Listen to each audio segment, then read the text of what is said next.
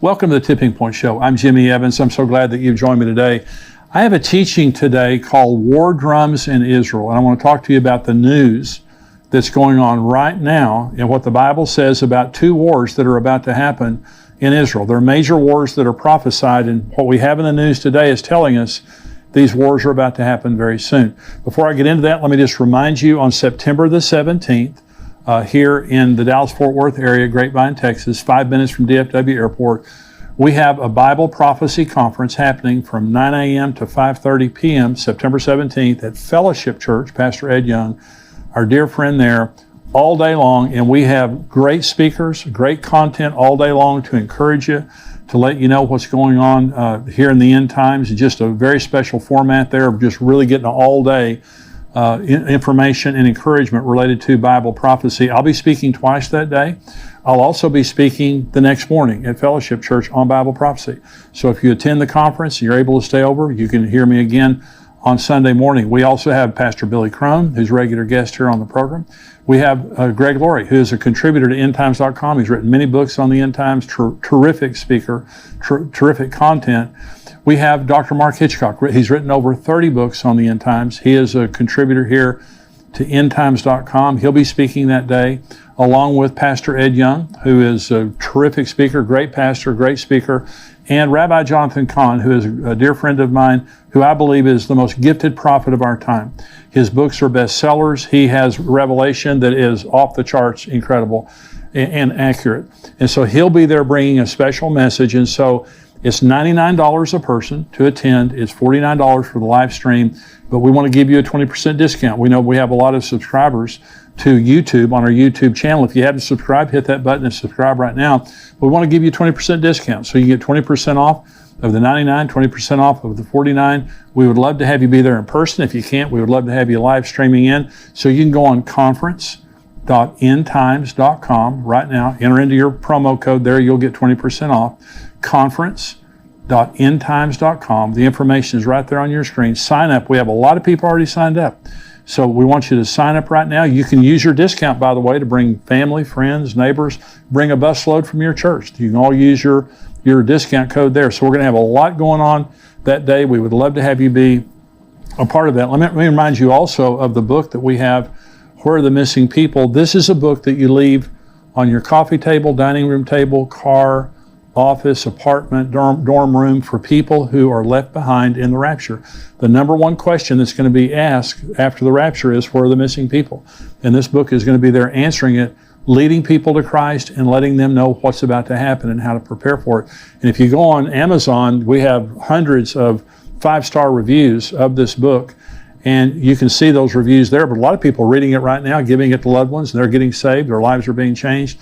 And so it's not just for later. Many people are reading it right now and it's changing their lives. So where are the missing people? You can go on Amazon. You can also go to missingpeoplebook.com. And if you're buying more than one copy, we give you some great discounts there for missing people. So let me get into this teaching today on war drums in Israel. We live in a very, very serious time. And I know that all of us feel the oppression of what's going in the world right now. And not just related to Israel, but just economically, the pandemic, the evil and wickedness in the world, China, Russia, the war in Ukraine, all the things that are happening. It is oppressive. I mean, this is something I've never experienced before. And I'm 68 years old. I've never experienced anything like this, what's going on in the world right now. I never thought I would live to see what's going on in the world right now. But it's happening, and it's a fulfillment of Bible prophecy. And according to Bible prophecy, there are two major wars that are about to happen in Israel. And I think they'll happen very, very soon, especially the first one. And one of the wars is the Gog and Magog war that you may have heard me talk about already, but I'm going to talk about it here in just a minute. But I want to read just some articles about what's happening in Israel right now. And I believe that we're right on the brink of the Gog and Magog war breaking out. Could be in the next few weeks or few months. I really believe that. But also the Battle of Armageddon. Let me talk about Armageddon first, because what's happening right now in the news is also pushing us very close to Armageddon. Now, this is Joel chapter 3. This is God in the first person talking about the Battle of Armageddon. He says, "Behold, in those days and at that time, when I bring back the captives of Judah and Jerusalem, I will also gather all nations and bring them down to the valley of Jehoshaphat, and I will enter into judgment with them there on account of my people, my heritage Israel, whom they've scattered among the nations, they have also divided up my land. So now, remember, when Israel was scattered the first time, they went to one nation. They went to Babylon. God is talking here about you've scattered them among the nations, and then I'm going to bring them back. Okay, that happened in 1948 when Israel came back from the nations of the world, and he brought them back. And it says, in those days and at that time, when I do this, I'm going to do this. He's talking about a generation. That's what Jesus said. This generation will not pass away till all things are fulfilled. So in one generation, 1948, the Jews come back. There's going to be Armageddon. And he says, I'm bringing the nations into judgment in the valley of Jehoshaphat. The valley of Jehoshaphat is the valley between the Temple Mount and the Mount of Olives. And this is where Jesus' feet touch. According to Zechariah 14, when he returns in the second coming, his feet will touch the Mount of Olives, and he will come and judge the nations of the world that have come against Jerusalem. This is Zechariah 12, prophesying Armageddon. The burden of the word of the Lord against Israel. Thus says the Lord God, who stretches out the heavens, lays the foundation of the earth, and forms the spirit of man within him. Behold, I will make Jerusalem a cup of drunkenness to all the surrounding peoples when they lay siege against Judah and Jerusalem. And it shall happen in that day that I will make Jerusalem a very heavy stone for all peoples. All who would heave it away will surely be cut in pieces, though all the nations of the earth are gathered against it. Now, God is the causal agent of Armageddon, and the city of Jerusalem is the focus. God is the one who's bringing the nations of the world to judge them for how they have treated the people, the nation of Israel, and for dividing up their land. Okay, but the city of Israel specifically, the city of Jerusalem specifically, he says, I'm going to bring you, all the nations have gathered against the city of Jerusalem, and I've made it a cup of drunkenness. In other words, it makes them crazy. All the surrounding nations check that box, and it's a burdensome stone. No nation can solve that problem.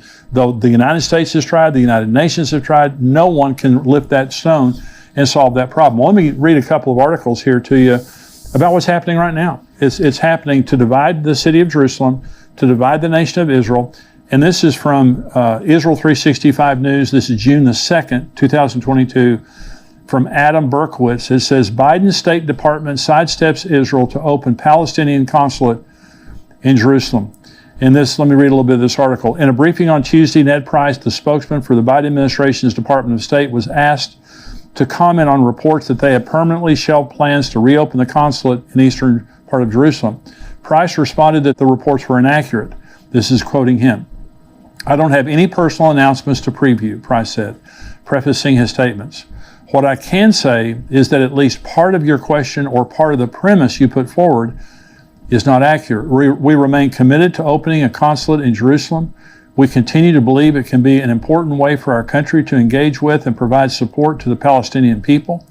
We're continuing to discuss this with our Israeli and our Palestinian partners, and we'll continue to consult with members of Congress as well. Meanwhile, at this very moment, we have a dedicated team of colleagues working in Jerusalem and our Palestinian Affairs Office focused on engagement with and outreach to the Palestinians. And this article goes on to talk about how the Biden administration is committed to a two-state solution and going back to pre-1967 boundaries. It means Jerusalem is divided. East Jerusalem goes to the Palestinians, and what they're saying is they're going to open a consulate. They're not talking to the Israelis. They're being extremely rude to the Israelis. They're going to, and disrespectful, they're opening a consulate, which is an embassy, to the Palestinians in East Jerusalem, recognizing East Jerusalem as belonging to the Palestinians and not to the Jews. This is Armageddon. Okay, this is what causes Armageddon. So here is an article, Israel 365 News, June 6th, again from Adam Berkowitz. Here's the title, Jews of Judea, Samaria vow 10 new Jewish settlements during Biden's visit to Israel. And so what they're saying is here that during Biden's visit, rather than honoring what he's saying, see, if the Jews give up East Jerusalem, they lose 2,000 homes for Jews. If they give up Judea and Samaria, is what the United Nations calls the West Bank. The Jews call it Judea Samaria. It's the land just there around Jerusalem, there, bordering what's called the West Bank. They lose 400,000 homes in the West Bank. The pre-1967 boundaries displace almost 10% of the Jewish population in Israel. There's 7 million Jews in Israel. 600,000 would be displaced by this. And what they're saying is when President Biden came over, they're trying to embarrass Naftali Bennett, the prime minister. And they're also trying to get back, and as a sign to President Biden, they're not giving up the West Bank. They're not giving up East Jerusalem. This is Armageddon. Armageddon is about the Jews won't give up Jerusalem. They won't give up East Jerusalem. They're not going to give up the land. They've tried this land for peace nonsense, and they don't get any peace for it. And so they're not going to give it up, but they're going to try to impose the United Nations at some point. This is what causes Armageddon. The nations of the world are going to try to force Israel to give up this land, and they're not going to do it. And so what we're seeing right now by the policies of the Biden administration is furthering Armageddon. It's going to happen, and it's happening right before our very eyes. Let me talk now about the Gog and Magog war. And so God is furious that the nations of the world, the way they're treating Israel, they're trying to divide up the land. But there's also the Gog and Magog war, that also God is the causal agent of the Gog and Magog war. And let me read you now. This is Ezekiel 38. You've probably heard me talk about this before. This is Ezekiel 38. The word of the Lord came to me, saying, Son of man, set your face against Gog of the land of Magog, the prince of Rosh, Meshech, and Tubal, and prophesy against him, and say, Thus says the Lord God, Behold, I am against you, O Gog, the prince of Rosh, Meshech, and Tubal. I will turn you around, put hooks in your jaws, and lead you out with all your army, horses and horsemen, all splendidly clothed, the great company with bucklers and shields, all of them handling swords. Persia, Ethiopia, and Libya are with them, all of them with shield and helmet. Gomer and all its troops, the house of Togarmah from the far north and all its troops. Many people are with you. Prepare yourself and be ready, you and all your armies that are gathered about you, and be a guard for them. After many days you will be visited. Listen, in the latter years, that's the last days, you will come into the land of those brought back from the sword and gathered from many people on the mountains of Israel, which had long been desolate. They were brought out of the nations, and now all of them dwell safely. So this is about to happen. So Israel's back in their land. They're very prosperous. They're safe, comparatively. They're still very safe.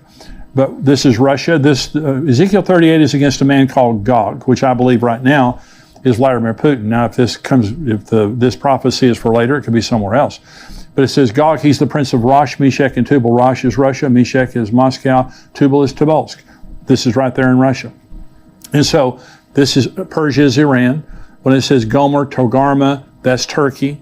Syria is Syria. Libya is Libya. Ethiopia is what we would call Sudan today. But all these are Muslim nations with the exception of Russia, but they're all militarily aligned with Russia. And Vladimir Putin is the strongman over this entire area of the world there. So this is a regional war that's going to be fought. And so God says, I'm going to put hooks in your jaw and drag you down. The problem that we have right now is Iran. Russia's a problem for sure. Iran is the larger problem for the Israelis because they have a nuclear program, and they have been trying for a long, long period of time to get enough nuclear material for a bomb. And they're there. I mean, they are there, either a day or a week away, or days or weeks away from getting it. But many believe, and I believe, they already have enough nuclear material for a bomb. They need a detonator. They need a missile, which they also have.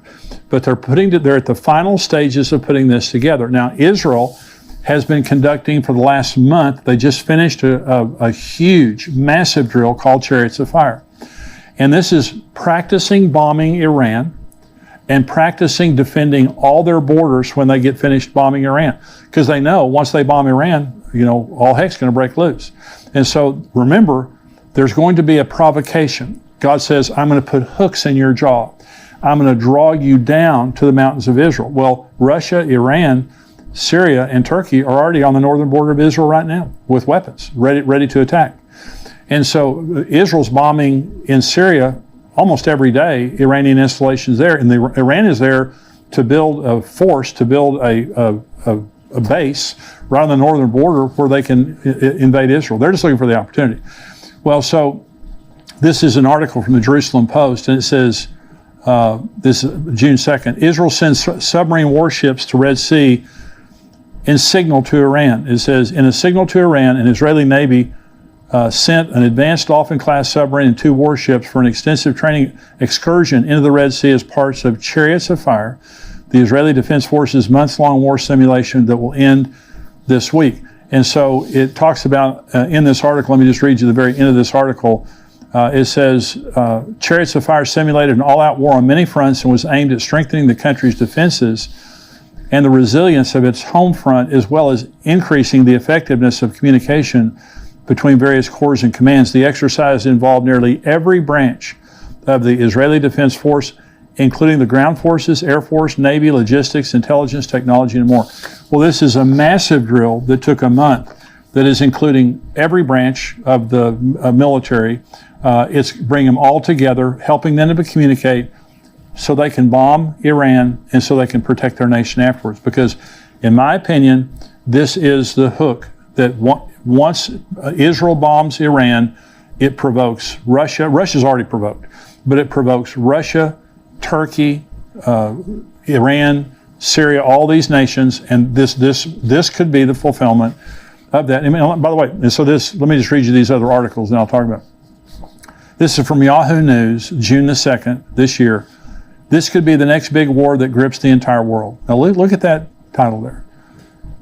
The ongoing war between Israel and Iran across the Middle East came out of the shadows and into the open long ago, but now, on the back of several suspected Israeli attacks inside Iran itself, the deadly contest threatens to escalate, possibly beyond the region. Last week, several quadcopter drones smashed into a suspected Iranian nuclear research and drone facility at Parchin, killing one engineer. Mere days before, 2 assassins on motorbikes shot dead an Iranian military colonel in the heart of Tehran. In February, several drones hit an Iranian unmanned aerial vehicle, UAV, base in the west of the country at Kermanshah. Although never officially taking responsibility, various subtle hints by Israeli officials and media reports have left little doubt as to the provenance of these attacks. Now listen to the rest of this article, because this is very important. This is all part of what the Israeli government, just under a year in power, has come to describe as the Octopus Doctrine, a new and risky expansion of its campaign against Iran's military and nuclear capability, the Octopus Doctrine. If in years past Israel did hit inside Iran, it was done covertly, usually through spies and cyber attacks, and almost always targeted Iranian nuclear scientists and facilities. For almost a decade, too, Israel made no secrets of its campaign of airstrikes, primarily inside Syria, against Iranian allied militias and weapons shipments. But now, Israeli officials openly describe a new defensive strategy, as one termed it in the Daily Beast, aimed at the head of the octopus in Iran, and not just his tentacles across the region in places like Syria, Lebanon, Gaza, and Iraq. One more paragraph here. For many years, the Iranian regime has carried out terrorism against Israel and the region via proxies. But for some reason, the head of the octopus, Iran itself, has enjoyed immunity. Israeli Prime Minister Naftali Bennett said in a speech on Sunday, the era of immunity for the Iranian regime is over. Now, that's some very serious rhetoric. And what they're saying is their doctrine, the Octopus Doctrine, kept saying, cut off the tentacles, hit them in Syria, quadcopter their nuclear facilities, send viruses into their computers, kill their scientists, and all those kind of things. And now what they're saying is, no, we're going to chop off the head of the octopus. That's a very different strategy, and it goes along with the chariots of fire. By the way, the chariots of fire exercise, that looks back to Elijah. Isn't that interesting? That Elijah, I believe, will be one of the 2 witnesses in Israel, and so he could already be in Israel right now, but I just think it's very interesting. This is an article from the Times of Israel from the United Nations, and they're saying Iran not providing credible answers on material at undeclared sites. Well, Iran's been lying to everybody forever, and so they shouldn't be surprised by that, but they have found uranium traces at 3 different facilities that weren't supposed to have uranium, and the Iranians will not give an answer for it. And so they're lying. They've got more uranium than they're saying they have. And so they've just been caught. And this is the Jerusalem Post. One more article here. Iran crossing uranium enrichment threshold cannot be avoided. Okay, this is from the International Atomic Energy Agency. Okay, it cannot be avoided. So, and they're just saying in here that, and they're downplaying it. And they're saying, Iran's going to get nuclear material, but they don't have a detonator, and they don't have it's going to take them a while to build a bomb. Well, North Korea built bombs and had nuclear capability right under our noses. They became a nuclear state under sanctions while the entire world was watching, making much more progress than the world realized. The same thing's happening in Iran right now. Let me just say, I don't know exactly when they're going to get all the material they need, but I'll tell you one group of people that does, and that's the Israelis. The Israelis have moles inside of their facilities, or nuclear facilities. They have spies all over the country. They have probably the best intelligence community in the world. And so the Israelis know exactly where Iran is. And isn't it interesting? With that knowledge, they're having a massive drill called Chariots of Fire. Not just practicing bombing Iran, but also defending their borders after they bombed Iran. Very interesting. So Iran must be making some progress in that regard. Now, so let me say this. So there's Armageddon, it's all right there. It's all unfolding before our eyes. Now, Armageddon takes place 7 years into the tribulation, at the end of the tribulation, at the second coming. So it's at least 7 years away. If Rosh Hashanah, if the Battle of Gog and Magog happened right now. Now, if you have heard me teach for very long on the end times, you know that I believe that the rapture some year will happen at Rosh Hashanah. Now, Rosh Hashanah this year is from sundown September 25th through sundown September 27th. It's a 2-day feast, okay? So we don't know the day or the hour. And so there are 7 feasts of Israel that are a prophetic grid of the future. Jesus was crucified on Passover, buried on unleavened bread, resurrected during the Feast of First Fruits. Pentecost came. Last weekend was a Pentecost. Pentecost came on the Feast of Pentecost. The next 3 feasts then are the Feast of Trumpets, the Day of Atonement, and the Feast of Tabernacles. And so I believe the Rosh Hashanah is the rapture, the Day of Atonement is the second coming, and the Tabernacles is eternity with God, us living with God for all of eternity. So we have 3 more feasts about to happen. So I believe, and what I've taught is, I believe some year that the Gog and Magog war will happen around the Feast of Trumpets, either right before or right after. Now, my personal opinion is it'll happen just prior to, because I believe it will set up the covenant that the Antichrist makes with Israel. After the Gog and Magog war, there's going to be a tremendous sympathy for Israel when God glorifies himself, when he defeats all those armies and deals with that issue. Then the Antichrist shows up as a man of false peace and makes this covenant of peace. Now, that's just my opinion. It could be at a different time. But isn't it interesting that we're 3.5 months right now from the Feast of Trumpets, when I believe some year the rapture will happen. And all these things are happening, and what the world is witnessing is, we're right there. Related to Israel and Iran, we're right there. Israel cannot let Iran get a nuclear weapon. It's not going to happen. They have the resolve and they have the capacity to bomb Iran and stop it. And so this is all happening right before our nose. And my opinion is, and this is what I wrote in my book, Tipping Point, I wrote it 2 years ago, is my opinion is when Israel bombs Iran, which could be in the next few days or few weeks, when Israel bombs Iran, it will provoke the Ezekiel 38 and 39 war, which I believe is a sign that the rapture is about to happen. We're in that period of time. And when I make these kinds of statements, I'm not setting a date that I'm saying absolutely Jesus is coming this September. But I've never seen in my lifetime the events that we have going on in the world right now. And in my heart, I pray that this is the year that Jesus will return. And all the signs of the times are there. And I'm just reading the signs of the times. And so I hope that this has been a blessing to you today. If you're watching on YouTube, I just want to say thank you for joining me. I hope you'll become a subscriber to endtimes.com. We have articles and videos that come out all week long.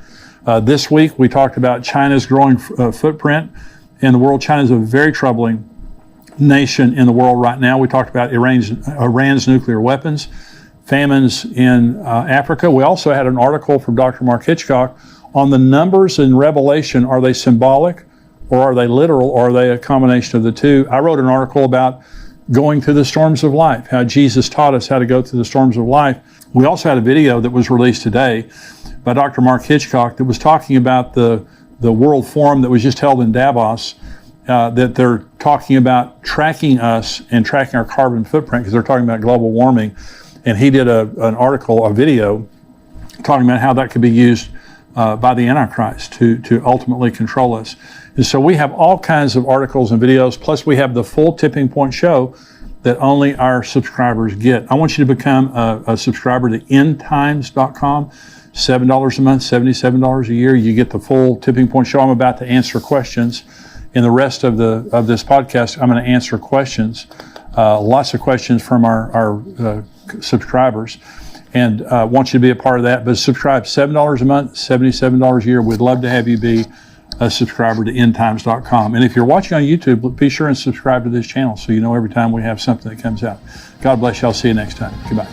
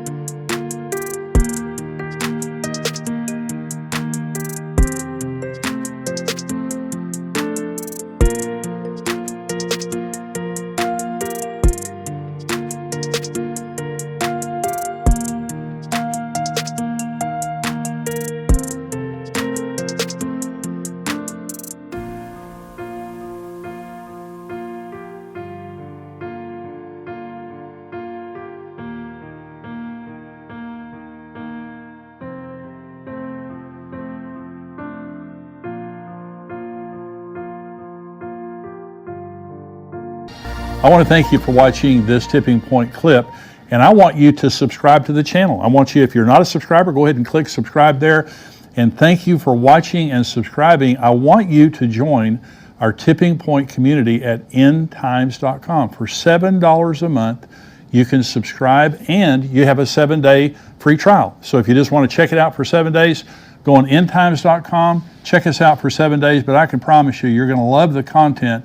You're going to be getting the Tipping Point show, the full show, every single week, as well as articles and video content from great teachers like Greg Laurie and Mark Hitchcock, and of course myself.